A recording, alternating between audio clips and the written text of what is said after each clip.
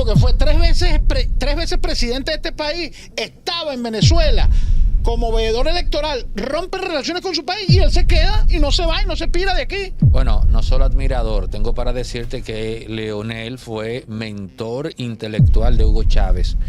Aquí hay algo. Venezuela ya no es chavista. Venezuela se puso a jugar fútbol con las estatuas de Chávez. Venezuela quemó los afiches de Maduro.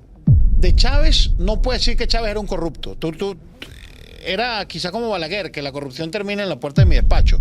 Nadie puede acusar, mira, Chávez era un corrupto que se robó todos los reales cuando se murió. No, eso nadie te lo va a decir, ni siquiera sus más enconados enemigos. Desde el 2012 ya tú tenías que hacer 3 y 4 y 5 horas de fila para comprar papel higiénico, para comprar un pollo, etcétera, etcétera. Yo pensaba, ¿no? Y todavía hay gente que cree en esto. El chavismo se da cuenta que pierde en la calle, que pierde el pueblo, cuando se hace unas primarias y María Corina gana con el 92% de los votos. Y además va a haber algo que tú y yo no queremos, Emanuel. Vamos a ver. Muertos. Claro. Nadie quiere muertos. Alfredo Villasmil es periodista, comunicador venezolano con más de 25 años de experiencia. Tiene un tiempo considerable en República Dominicana y con él vamos a compartir sobre Venezuela. A continuación se van a destapar cosas que parece ser que la CIA o el FBI no han querido destapar. Porque, no minimizando tu trabajo, pero si tú sabes esto que vas a compartir con nosotros, tenemos que dar por sentado que ya los organismos de inteligencia lo saben, desde el Pentágono, el Departamento de Estado, CIA, FBI, etcétera. Saben esto que vamos a escuchar a continuación. Se puede catalogar como una postura de, si se quiere, de una persona que emigró del chavismo desencantado desde el inicio. ¿O tu postura siempre fue crítica desde el momento mismo en que se planteó al pueblo venezolano el tema aquel del socialismo del siglo XXI? Mira, yo en 1992, cuando Chávez intenta dar un golpe de Estado y tumbar a un presidente democráticamente electo como Carlos Andrés Pérez, yo recuerdo claramente, yo estaba en la Serie del Caribe como enviado especial del diario Meridiano en el Hotel Calinda Inn. Y Ruperto Machado, que en paz descanse, que era el gerente de las Águilas del Zulia, nos dice, hubo un intento de golpe de Estado. Yo tenía 22 años de edad y a partir de ese momento yo adversé intelectualmente e ideológicamente al chavismo, a Hugo Chávez, porque yo siempre he dicho que la democracia es el gobierno de las instituciones. Si usted quiere llegar al poder, use las armas institucionales republicanas, como es el voto, como son las instituciones, para usted llegar al poder. Y después, cuando empecé a ver lo que era el socialismo y empecé a estudiar más lo que es el comunismo y toda esta patraña de la izquierda y lo que es la vertiente gramsciana y la vertiente de Teodoro Adorno, el adornismo y el gramscianismo, que es lo que estamos viendo ahorita, de la lucha, de la batalla cultural, que es inculturar el socialismo y el comunismo en la cultura, yo me hice completamente adverso ideológicamente a esa postura. Nunca he estado con Chávez, nunca estuve con Chávez, nunca fui del chavismo. Siempre he sido muy respetuoso de las ideas del otro, pero pienso y siempre lo combatí ideológicamente hasta que un día pues me cansé y emigré a República Dominicana. ¿En qué año llegas a República Dominicana? Yo llegué a este país el 16 de enero de 2016 a las 4:54 de la tarde. ¿Todo ese tiempo estuviste en Venezuela? Desde que nací hasta que me fui. Sí, yo nací el 23 de enero de 1970 hasta el 16 de enero de 2016. ¿Fue una decisión dura para ti? Lo más duro, después de casarse, la decisión más trascendental que yo he tomado en mi vida ha sido emigrar. Porque yo tenía una vida en Venezuela, yo tenía un nombre en Venezuela, yo tenía mi profesión, Yo tenía mi carro, mi casa, mis hijos, mi mamá, todo el mundo. Yo soy Un profesional exitoso del periodismo. Sí, podemos decir que exitoso. Yo tenía mi programa de radio en horario estelar, en Radio Deportes 1590. Yo tenía 4 tarjetas de crédito, mi jipeta. Escribía en Últimas Noticias, que en ese momento era el periódico de mayor de 300.000, 400.000 ejemplares todos los días. Yo escribía béisbol, que es la fuente deportiva más importante. Yo participaba en programas, me invitaban. O sea, yo era una persona que estaba en la crema del periodismo deportivo venezolano. O sea, yo era una persona con nombre, ¿no? Cuando yo llego, o sea, y yo me doy cuenta, cuando perdemos las elecciones, cuando Capriles pierde las elecciones con Maduro, yo conozco a mi actual esposa, tenía 12 años de separado, conocí a Alejandra, pero mientras yo conozco a Alejandra, empieza un proceso en mí a decir, pero ya va un momentico. Tenemos 16 años pasando trabajo. Desde el 2012, por eso es que el temita de que las sanciones son las culpables de la crisis, mentira. Desde el 2012 ya tú tenías que hacer 3 y 4 y 5 horas de fila para comprar papel higiénico, para comprar un pollo, etcétera, etcétera. Yo pensaba, ¿no? Y todavía hay gente que cree en esto. Ya yo no discuto más con los chavistas. No quiero saber nada de los chavistas. Y tomé la decisión más fuerte que yo he tomado en mi vida, que fue emigrar en unas condiciones. Bueno, yo ganaba cuando yo me fui, y era uno de los mejores pagados del periódico, yo ganaba $25 mensuales. Ese era mi salario como periodista. Claro, en el régimen chavista, porque previo a eso... Claro, en el régimen chavista. O sea, en el año 2016 yo ganaba $25 mensuales. Es lo que yo ganaba. Y tú tenías que, eras un saltín, tú tenías que saltar que si Baruta, la alcaldía de Baruta tiene un mercado los jueves. Ahí venden carne, pollo y queso. La alcaldía de Baruta era la oposición. Mira que en Chacao, en otro municipio, ve para allá. Mira que en Unicasa hay harina de arepa. Que hay leche en tal sitio. Y entonces eso era anécdota. Bueno, yo tengo una anécdota. Cuando Alejandra llega aquí, lo primero que hacemos, me recibe un amigo y me dice el amigo mío el primer día, bueno, vamos para La Sirena. Yo le digo, mira, vamos para La Sirena para comprar las cosas para no comerte tu comida. Bueno, Alejandra agarra, estamos en el carro, en La Sirena, y agarra un bulto de papel toalé, de papel higiénico, y lo mete en el carro, y agarra 2 bultos. Y yo la veo y le digo, gorda, yo le digo gorda por cariño. Gordita, mi amor, estamos en Santo Domingo. Y ella cayó en cuenta. Y lo sacó, porque es que en Venezuela tenías que comprar así. Para hacerte la historia corta, ese mismo día fuimos al banco.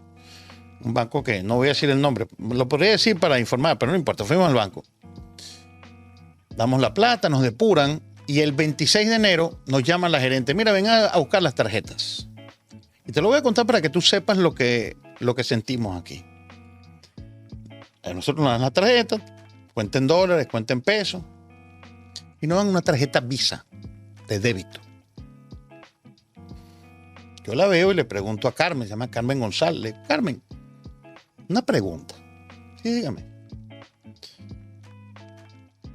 Y una pregunta que a ella le pareció, yo esta tarjeta de crédito necesito llamarte para usarla, yo la puedo usar en cualquier parte, yo puedo hacer compras con ellas internacionalmente, gastar en dólares. Y dice, sí, claro. Por supuesto, tú puedes. Y Alejandra y a mí se nos salieron las lágrimas, los dos al mismo tiempo. Y me dice, Carmen, ¿por qué están llorando? Y dice, Carmen, porque por primera vez en 18 años yo soy un hombre libre. Aneudi, la gente no sabe lo que es vivir en el socialismo. La gente no sabe qué es no poder disponer de tu dinero como a ti te dé la gana. Yo sí quería, yo viajé a Chile 2 veces, porque yo tengo un compadre en Chile, mi mejor amigo, mi hermano, del alma. Y yo para ir a Chile, tú tenías que escribir una carta a Cadivi para que ella te autorizara el uso de tu tarjeta de crédito por $1,500 y que te vendieran en el banco $300 en efectivo. Y ese era el régimen que había en Venezuela, no había libertades económicas. Tú no podías comprar lo que tú quisieras.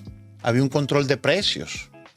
Chávez en el año 2006 teníamos la electricidad. Dice, la CanTV exprópiese, dijo. La luz eléctrica exprópiese. Todos los servicios públicos fueron... Cuando CanTV, que era privada, estaba en manos privadas, teníamos el internet más rápido de toda Hispanoamérica, inclusive más rápido que México y Brasil. Después de los Estados Unidos, el segundo internet más rápido. En este momento, el internet en Venezuela es malísimo, entre otras cosas. Y muchas otras cosas que pasaron. O sea, de tener Lácteos Los Andes, que era la empresa láctea más exitosa de Venezuela. ¿Cuál repite el nombre? Lácteos Los Andes. Ok. Una empresa que está en el estado Táchira. Y de tener más de millones de hectáreas en el sur del lago de Maracaibo con empresas lecheras, ¡exprópiese!, dijo el orate de Chávez, que Dios lo tenga en la sexta paila del infierno. Él agarra y expropia eso, y cuando Lácteos Los Andes lo expropian, deja de producir leche. Y dos semanas después, 2 años después, eso fue en el 2012, en el 2014, mira, Lácteos Los Andes. Ah, qué bueno, empezaron a salir la leche. Y cuando veo así, fíjate cómo me quedó, importado de Tipitapi, Nicaragua. Me aprendí el pueblo porque yo decía, Lácteos Los Andes, que estaba en Santa Bárbara del Zulia y en toda la región zuliana, ahora traemos leche de Tipitapi, Nicaragua. O sea, para esto fue que expropiamos la industria láctea. Entonces, hubo un deterioro de la calidad de vida muy grande. Mira, no ha habido en la historia occidental, sin conflicto bélico, sin guerra, sin ningún tipo de lucha armada, un éxodo que se haya producido tan grande como Venezuela entre 2012 y 2016. Salimos 7.2 millones de personas. Y no habían sanciones económicas en esa época, porque las sanciones además eran a personas, no al pueblo venezolano ni al gobierno, no, eran a personas específicas, pero no habían sanciones como ellos están diciendo en este momento. Eso es una mentira. Aneudi, yo conocí a un primo mío, que le dije, ¿pero qué estás haciendo? No, mira, la mujer estaba embarazada y tenía un hijo pequeño de 5 años. Él vivía en Maracaibo, estado Zulia. Y ese hombre se fue caminando por la sierra de Perijá y trató de pasar los Andes. Y le digo, pero te vas a morir en los Andes. Y dice, prefiero morirme en los Andes buscando la libertad que morirme en Venezuela. Y mucha gente se iba caminando, agarraban un autobús en Caracas y que los llevara hasta Chile, Ecuador, Perú, a donde fuera. Porque el éxodo era masivo, porque no se podía vivir. Pero tengo 2 preguntitas, pero bueno, esta es la primera. ¿Cómo decides República Dominicana? Que no sea Chile, que no sea Argentina, que no sea Brasil. República Dominicana. ¿Por qué? Te explico por qué. Yo siempre fui periodista deportivo, conozco muchos periodistas deportivos aquí en República Dominicana, tengo grandes amigos míos. Y además de eso, yo iba a ir a Chile, donde Carlos Julio. Pero necesitaba cuando voy a comprar el pasaje, me dice, tengo una tarjeta de crédito. No, tiene que ser una tarjeta de crédito extranjera. La tarjeta de crédito venezolana no sirve. Buscamos, nada. Llega una prima mía, que me la conseguí en un supermercado, y le digo, Gabriela, ven acá. En este país debe haber líneas aéreas donde yo pueda pagar, destinos que yo pueda pagar en bolívares. Y me dice, sí, tienes 3. Curazao, Colombia y República Dominicana. Béisbol, República Dominicana, periodista de béisbol. Yo conozco grandes amigos, yo tengo aquí grandes amigos, extraordinarios periodistas deportivos aquí. Hice unos contactos, íbamos a montar un periódico deportivo y era el único país que yo podía pagar en dólares. En Colombia no conocía a nadie, no tenía a nadie, Curazao no iba a ir y por eso es que agarré República Dominicana porque podía pagar en dólares, o sea, podía pagar en bolívares el pasaje para República Dominicana, porque si no, no podía viajar, no podía salir. Entonces llegué aquí con un proyecto que después se cayó y bueno, ya lo demás es cuento, pero básicamente por eso, por el béisbol, el periodismo de béisbol y los periodistas amigos míos grandes periodistas y grandes profesionales que yo conozco que gracias a Dios me han ayudado todos. Todos ellos me han ayudado, todos. No quiero decir nombres porque se me puede quedar alguno afuera, pero todos los grandes periodistas de béisbol de este país, todos, empezando por Enrique Rojas de ESPN, fue uno de los que me asesoró, y todos ellos, y tengo grandes hermanos que de verdad me han tendido la mano, y por eso es que yo escojo República Dominicana. Ahora, oye esto, ¿cómo se da el arrastre del chavismo en Venezuela? Ya escuché este escenario lúgubre que tú acabas de describir del socialismo. Sin embargo, Chávez no se instauró en el poder solo. ¿Qué se da? O sea, ¿cómo se da eso de que la gente llega ciegamente entonces a confiar en Hugo Chávez y quizás posteriormente en Maduro? O sea, algún descontento debió darse. Sí, claro. Por supuesto que no todo fue... algún gran descontento. Claro. En el año 99, y eso es una de las cosas que a mí me preocupa de este país, ¿eh? ¿De Dominicana? Sí, te voy a explicar por qué, que eso no me gusta, y deberían cambiar la mentalidad. Por eso es que yo en todos mis blogs, en todos mis videos, siempre busco lo positivo de República Dominicana. A partir de los años 90 comenzamos: este país es una porquería, este país no sirve, este país es tal, este país es cual. Y además había una corrupción muy grande en los partidos políticos, había una decepción muy grande, la pobreza había crecido, el dólar, el petróleo estaba muy bajo, a $8 por barril llegó a estar. El gobierno de Lucinchi fue muy malo, se comió las reservas internacionales porque lo que hacía era sacar plata para la calle. Llega Carlos Andrés Pérez, se corona en el Teresa Carreño con una mega coronación, y después agarra y busca a los Chicago Boys y empieza un plan de ajuste económico que estaba funcionando, pero esto no le cayó. Entonces vino la izquierda también. Era un descontento popular por el alto costo de la vida, había mucha pobreza y tal. Y en el 92 viene esta intentona golpista. Y Chávez dice: asumo la total responsabilidad de los acontecimientos, por ahora hemos fracasado. Ese por ahora mucha gente lo encandiló. Oye, por fin un tipo que asume las consecuencias en este país, ¿no? Gana Caldera, le dan un indulto a Chávez, y Chávez, hay que reconocerlo, yo no soy chavista, pero Chávez era un tipo, Aneudi, y voy a poner dos metáforas bastante... Chávez era un tipo que tenía una labia, que le podía vender un condón al Papa y una bolsa de hielo a un esquimal. Chávez llegaba al Polo Norte y le decía: mira, ¿cómo estás tú? Mira, esquimal, aquí tengo una bolsa de hielo. Te la tienes que comprar, la bolsa de hielo. Y le vendía la bolsa de hielo a un esquimal. Él tenía una manera o sea, era un tipo que conectaba mucho con el pueblo porque era muy venezolano, y tenía una labia que incendiaba el Amazonas. Y además tomó el discurso del populismo, dijo que hay que cambiar la constituyente, que voy a freír en aceite de coco la cabeza de los adecos. O sea, empezó con un discurso de la lucha por la corrupción. Y mucha gente votó pensando que iba a ser un socialdemócrata moderado, ¿no? Que iba a acabar con la corrupción, que iba a hacer esto, que iba a hacer aquello. Y mucha gente lo apoyó, mucha gente que creía en ese proyecto y creía en Chávez. La clase media votó por Chávez. En Cumbre de Curumo, donde yo vivía, ganó Chávez. En La Lagunita, uno de los sitios, en muchas partes de Caracas, donde ganaba Acción Democrática y Copay, ganó Chávez, porque la gente creía, o sea, quería un cambio, pues quería acabar con Adey Copay, quería acabar con el bipartidismo porque estaban hartos de la corrupción. Y Chávez, pues, llega por eso. Chávez dijo que iba a ser una constituyente. Él gana con casi 1 millón de votos de ventaja en esa época. Y viene el proceso ya, pues, de empezar con el socialismo. Sube el petróleo, empieza a hacer sus políticas populistas, y él conecta con el pueblo, él empieza a conectar con el pueblo. Chávez era el pueblo, Chávez era el corazón del pueblo.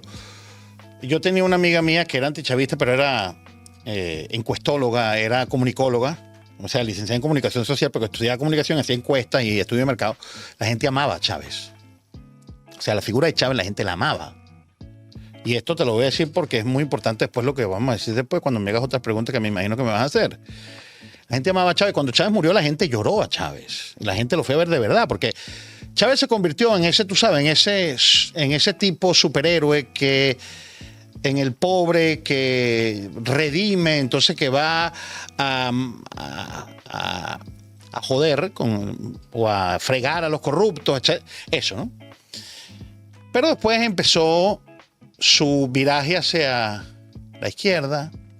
Le hacen un paro petrolero en el 2002.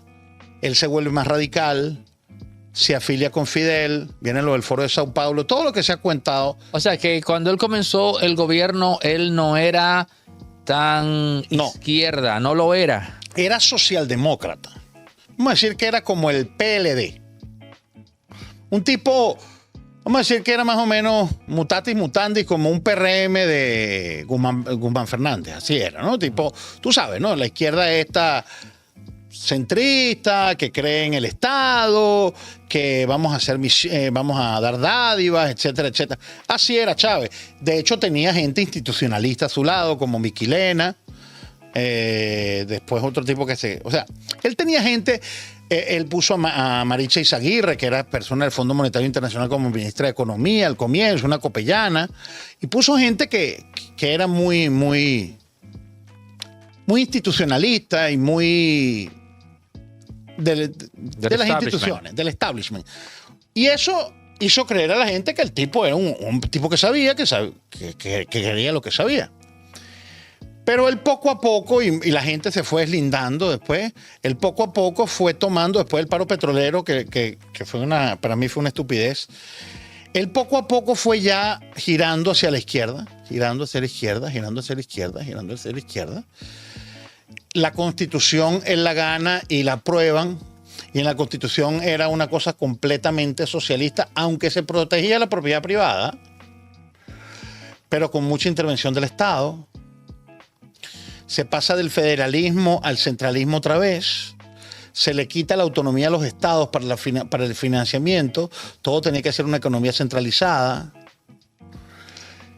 Y claro, y como tú tenías el dólar, el petróleo, a más de $100 por barril, y en ese momento producíamos 3.600.000 barriles diarios, 3.100.000 barriles diarios, tú controlas, acostado en una cama, tomando jugo de naranja con control remoto, tú controlas un país.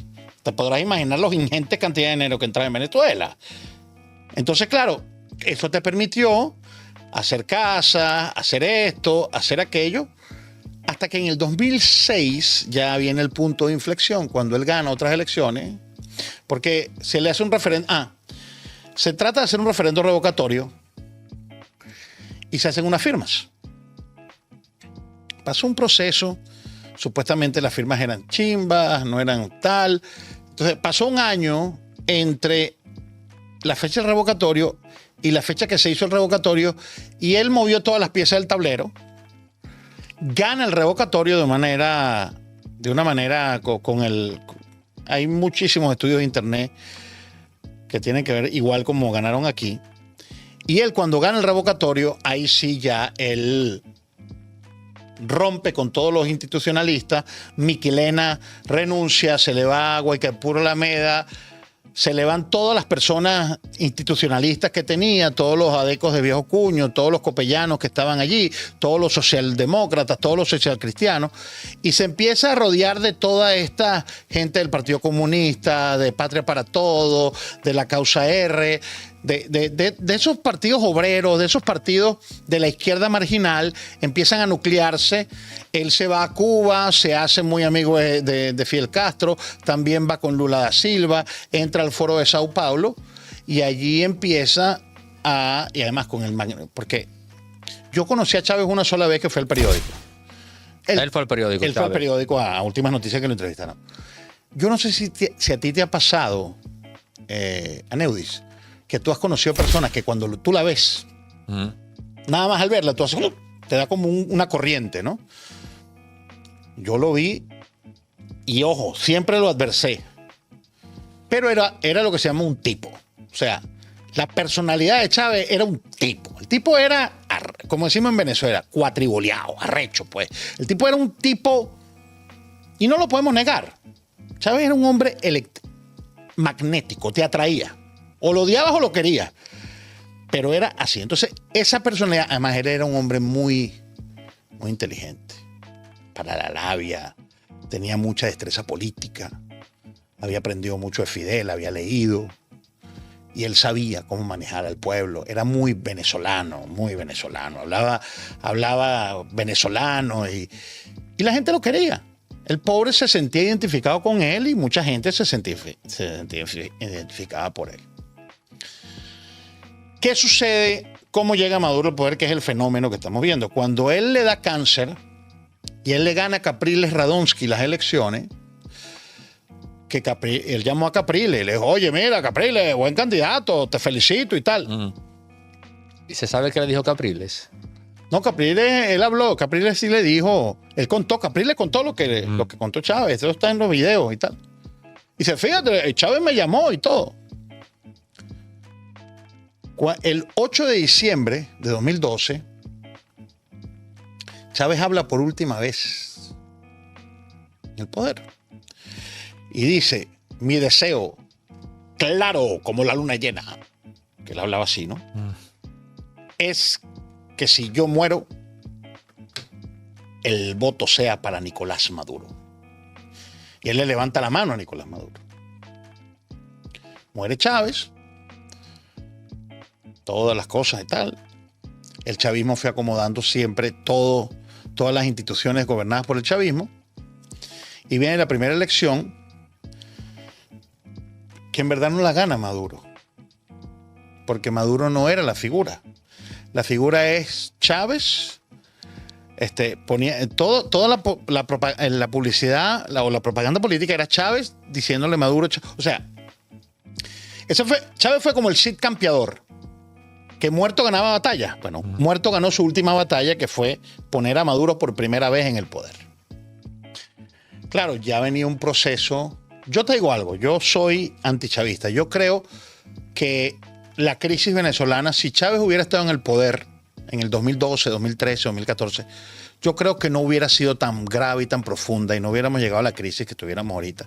Es más, yo me atrevo a decir que Chávez hubiera reconocido los resultados electorales si hubiera pasado así.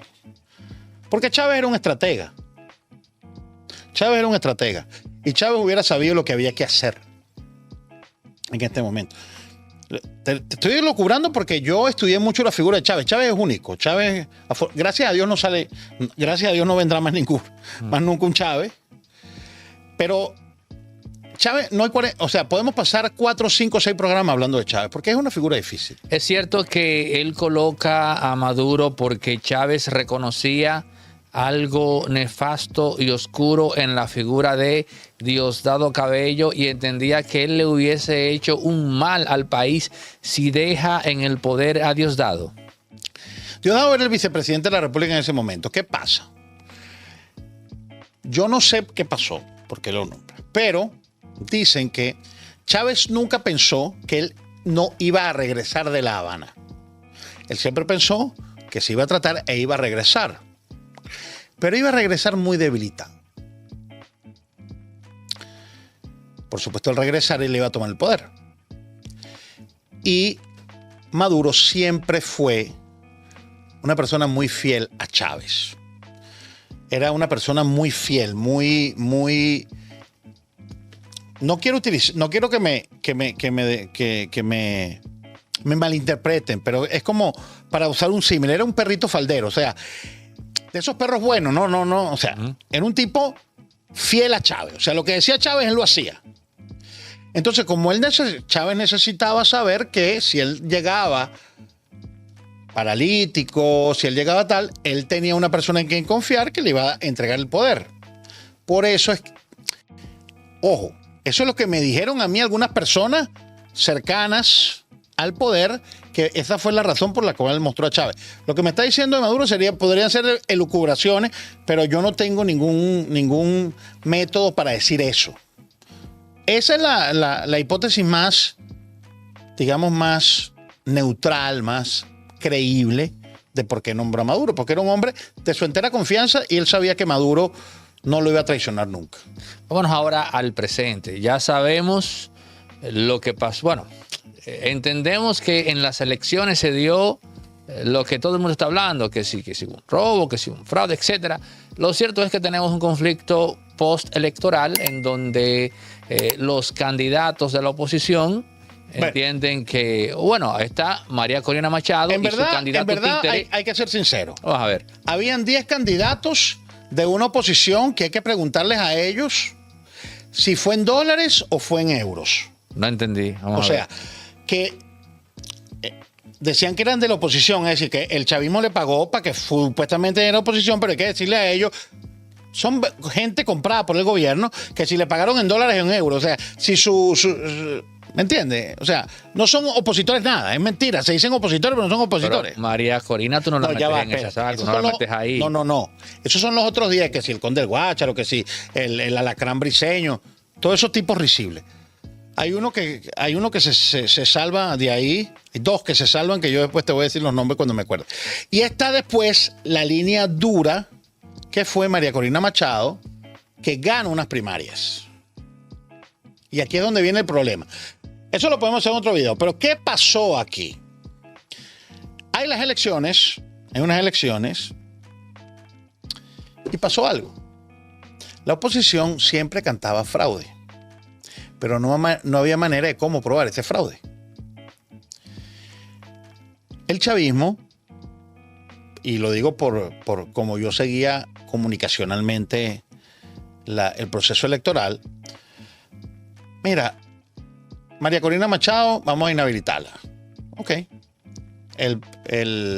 La MUT, la Mesa de Unidad Democrática, nombra a Corina Lloris porque la nombra María Corina Machado. El CNE no la deja inscribir. Omar Barbosa, un viejo zorro de la política, mete a Edmundo González Urrutia para mantener la tarjeta, para que no se pierda la tarjeta electoral. Lo acepta el CNE, no dice nada. Y entonces Edmundo González Urrutia, María Corina tenía 2 años recorriendo el país. Pero porque María Corina Machado gana unas primarias con 2.900.000 votos, porque el chavismo jamás pensó que eso iba a pasar. El chavismo se da cuenta que pierde en la calle, que pierde el pueblo, cuando se hace unas primarias y María Corina gana con el 92% de los votos. Que después supuestamente el Tribunal Supremo dijo que eso no había sido organizado, etcétera, etcétera, que esos votos... Ganó las primarias. La inhabilitan, y cuando la inhabilitan y nombran a Edmundo, María Corina se pone a hacer campaña en todo el país. Y bueno, y sucedió lo que sucedió. ¿Qué sucede en este momento? Como soy una persona, yo no me voy a arriesgar. El CNE, que es el Consejo Nacional Electoral, nombra o declara presidente a Nicolás Maduro como presidente, como ganador de las elecciones, con un porcentaje de votos. Ok, perfecto. Legalmente, hay que aceptarlo, ¿verdad? Tú lo aceptas.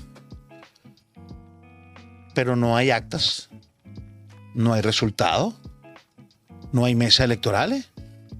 ¿Dónde está el boletín electoral? No hay sala de totalización. Que hubo un hackeo, es imposible que haya un hackeo, y esto hay que explicarlo. El hackeo, es imposible que haya habido un hackeo. ¿Por qué?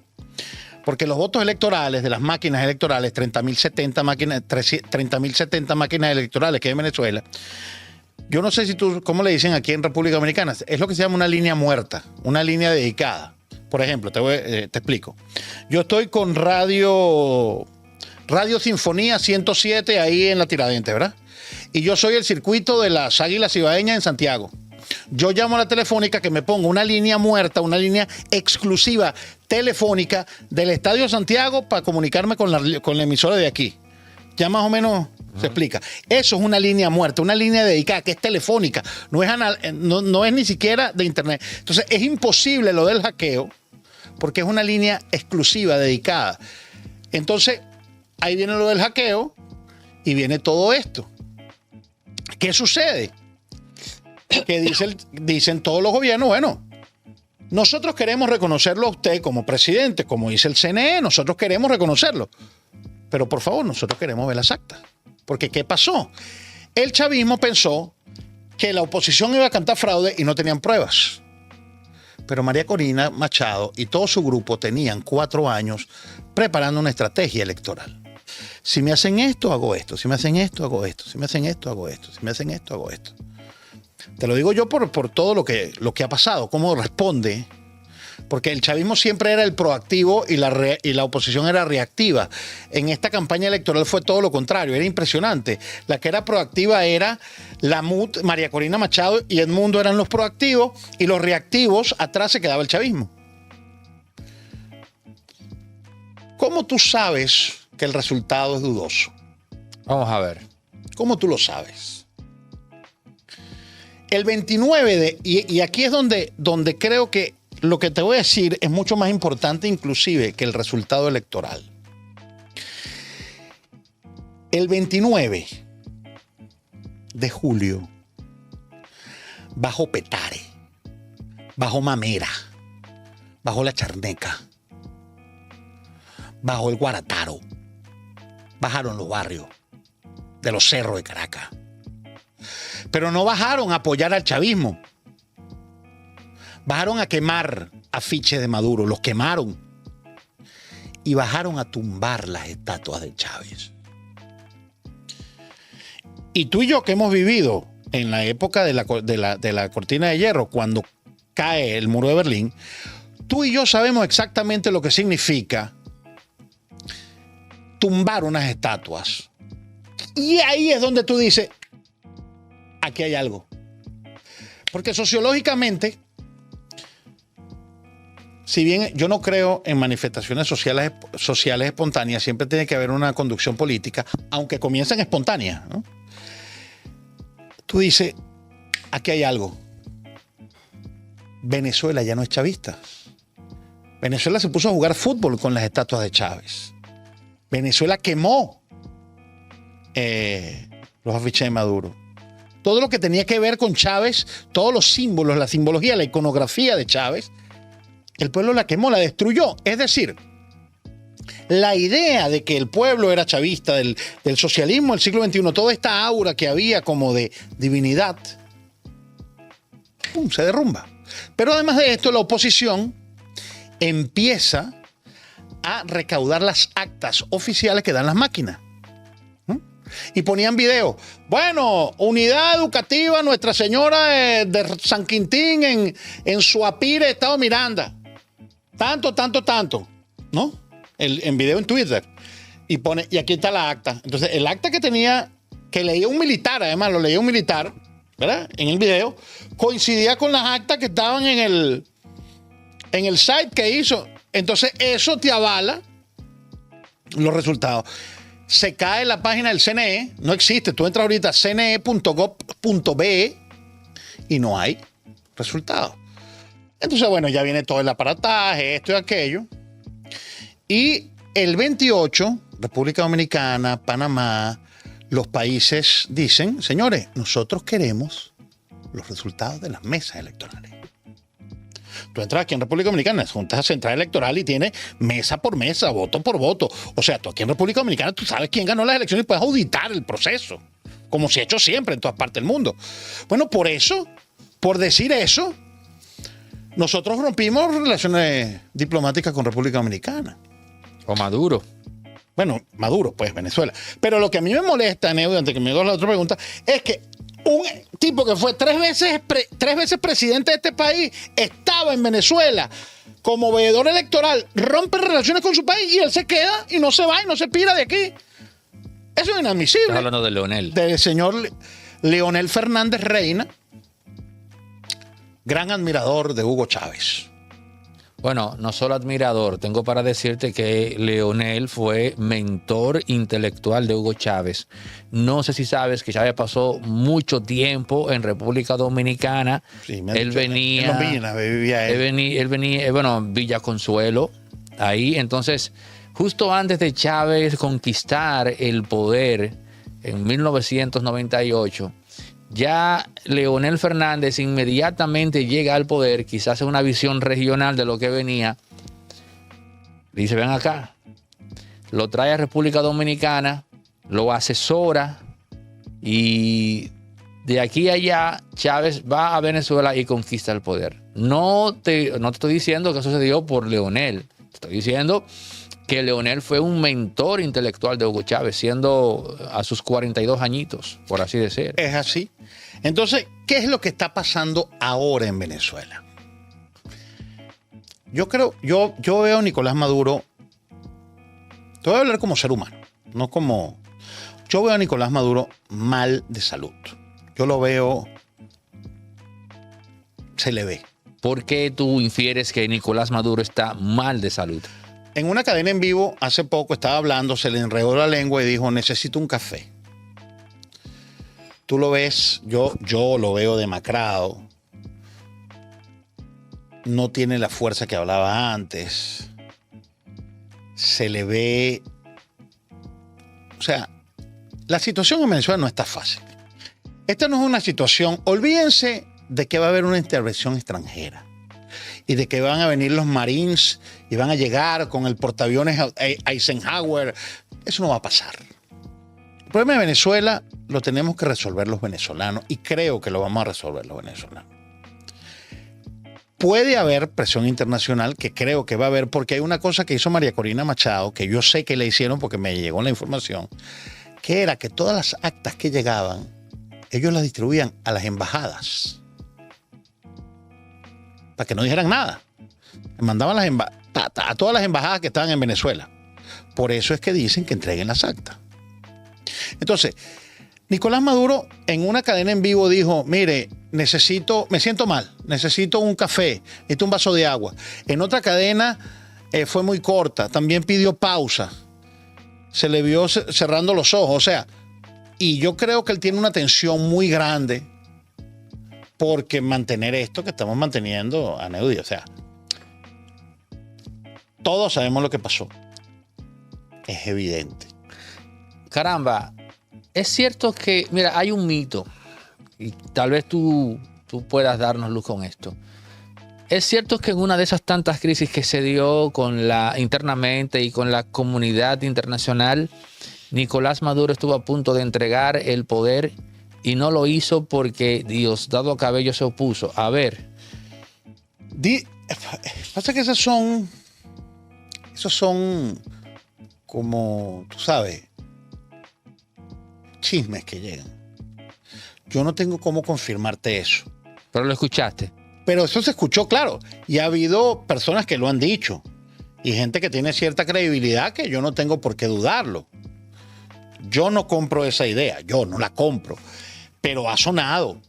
Y otra cosa que es cierta, porque es un hecho público, notorio y comunicacional. Vladimir Padrino López ha hecho cambios estructurales en altos rangos del ejército en los últimos 7 días. Lo cual indica de que algo está pasando dentro de la Fuerza Armada Nacional para que se produzcan esos cambios. Porque si tú estás tranquilo, no ganador no se cambia, Nedi. Si tú estás ganando con un Laino, tú no lo vas a cambiar. O ¿Sí un o no? quinteto. O un quinteto, ¿verdad? Si tú estás ganando con ese tipo, pero eso ha sucedido. Y oye, y no lo estoy diciendo yo, están publicados en Gaceta Oficial y están publicados en las redes sociales oficial de la Fuerza Armada Nacional Bolivariana. Y entonces tú dices, aquí está pasando algo. Aquí está pasando algo. Y está pasando algo porque Lula dijo, yo no reconozco todavía los resultados en Venezuela. Y hay un video de eso. Él tiene que dar las actas.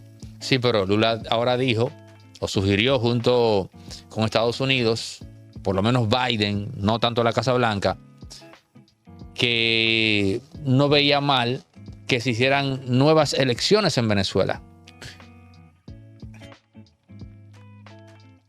¿Tú juegas dominó?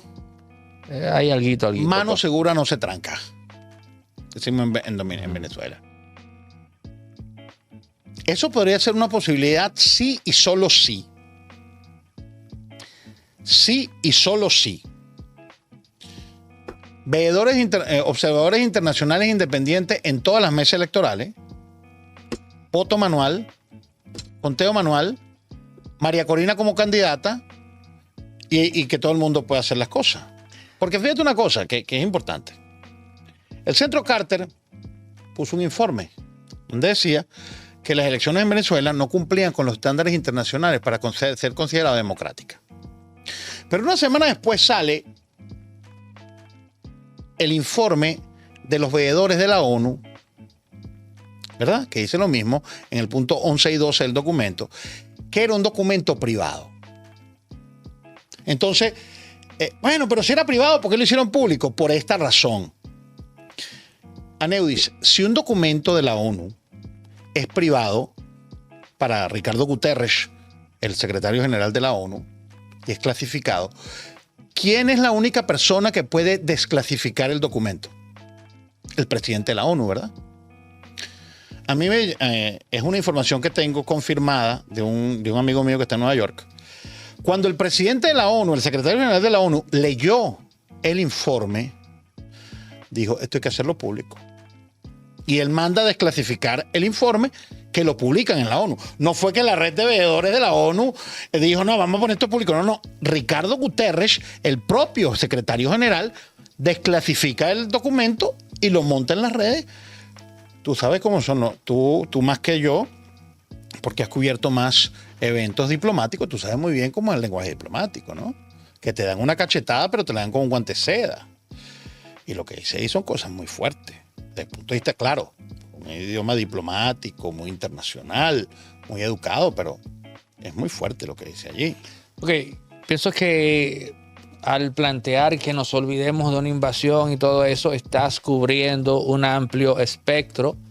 Yo también pudiera pensar que eso no va a ocurrir, pero también uno llega a esa conclusión porque no queremos eso. O sea, independientemente de lo que esté pasando en Venezuela, eso va a refrescar un precedente nefasto, no tanto para América Latina, sino para la geopolítica. Es decir, la idea de que donde haya un problema, donde haya un tranque, la única vía eficaz es la violenta. Se supone que la cultura occidental ha avanzado a un punto tal en el cual los problemas se resuelven dialogando. Y además va a haber algo que tú y yo no queremos, Evaneudi. Vamos a ver. Muertos. Claro. Nadie quiere muertos.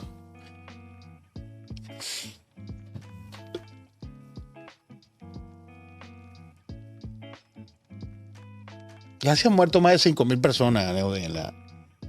Ya hemos muerto mucho. Entre 2012 y 2016 se han muerto mucha gente. Hemos sido desterrados muchas personas. Por eso es que cuando la gente dice, no, que vayan a Venezuela, ustedes no saben lo que hemos vivido los venezolanos. Recuérdate que Venezuela, como dijo Rómulo Betancourt, Venezuela cuando necesitó libertadores no los importó, sino que los parió. Venezuela es una tierra de libertadores, pero no es fácil. No estamos trabajando con gente normal, gente que tiene escrúpulos. Estamos trabajando con gente que no tiene escrúpulos. Estamos trabajando con gente malvada. Esto es una lucha del bien contra el mal. Entonces, yo creo que todavía puede haber un juego de geopolítica, que presionen por aquí, presionen por allá, porque claro, si tú quieres la salida de Maduro, tú tienes que darle condiciones a las personas que se van a salir, porque si el precio de salida es muy alto, yo no lo voy a entregar, yo me quedo en mi país. Yo creo que hay opciones para resolver la crisis. Hay una crisis muy grande en Venezuela y esa crisis hay que resolverla. El tiempo no juega a favor de Maduro por lo que yo te dije, porque el pueblo lo perdieron. El haber tumbado las estatuas de Chávez, las de Huacaipuro, la de Maradona, haber quemado los afiches de Maduro, no creer en nada de la palabra que digan ellos, porque ya no le cree la gente. Eso es tan o más importante de si me robaron las elecciones o no, que cosa que no pasaba antes.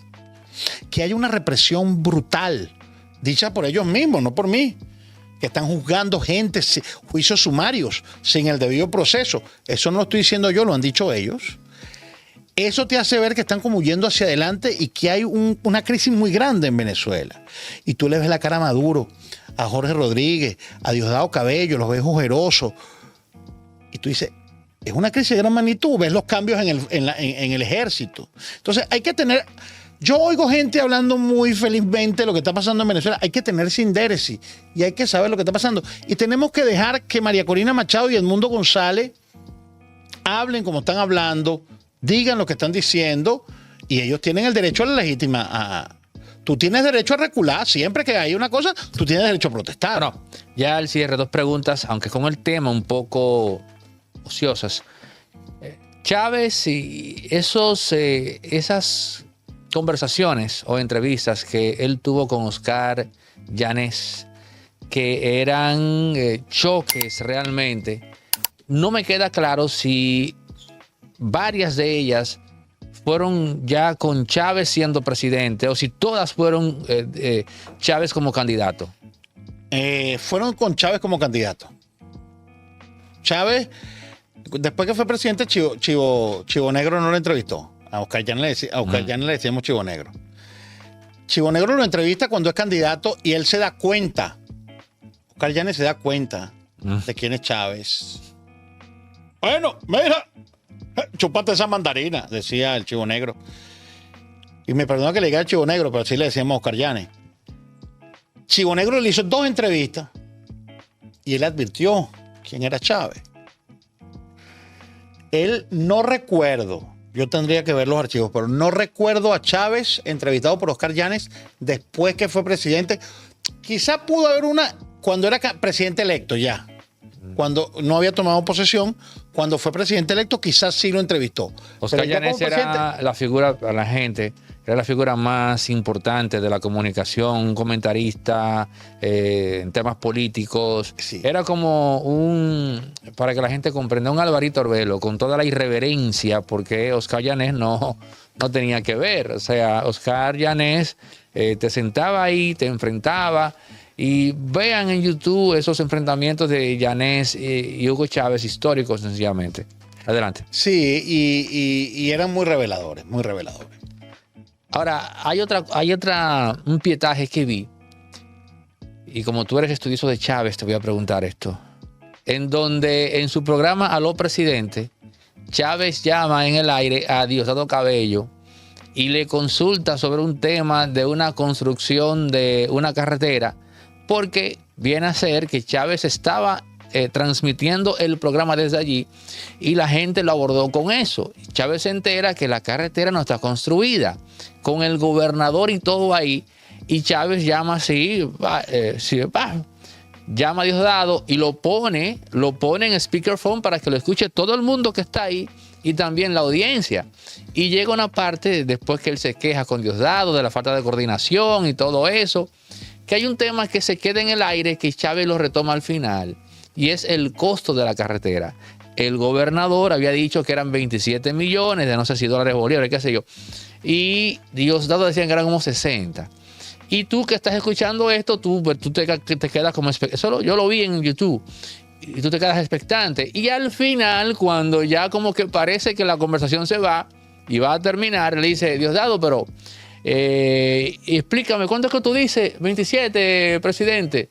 ¿Cuánto es que tú dices que cuesta la carretera? Diosdado, 60, mi comandante. Diosdado, pero explícame esa diferencia, no entiendo, Diosdado. ¿Es que acaso tú tienes el proyecto completo y el gobernador lo tiene por la mitad? Y le dice, no, él lo tiene completo también, mi comandante o general. Y dice, pero entonces no entiendo. Pues tienes que ver, porque esa diferencia puede prestarse para... Mira. Entonces, ahí yo te preguntaría, ¿eso fue una simulación del propio Chávez? No. Yo te voy a ser sincero.